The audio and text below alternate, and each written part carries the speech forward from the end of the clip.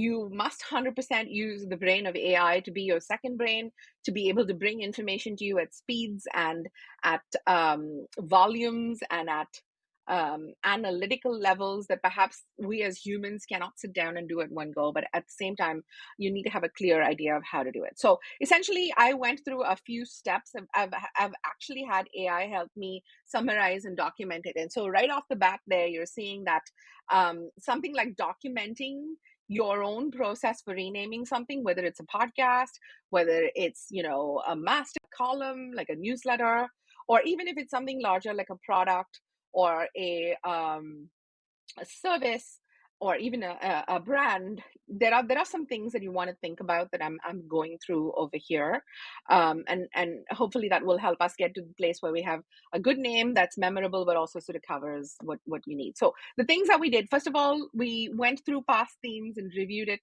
with AI, and really using machine learning for what it's best at, which is patterning.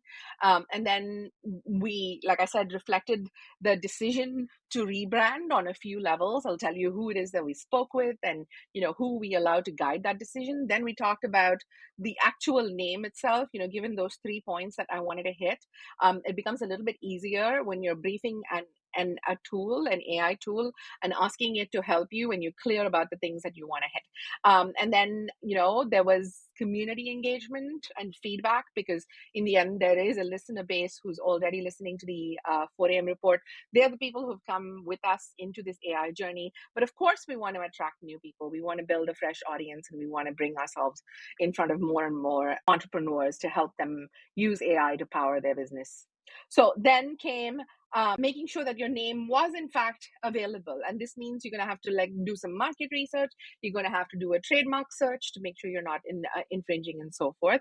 And then after all of that was done, just taking that final decision and going forward into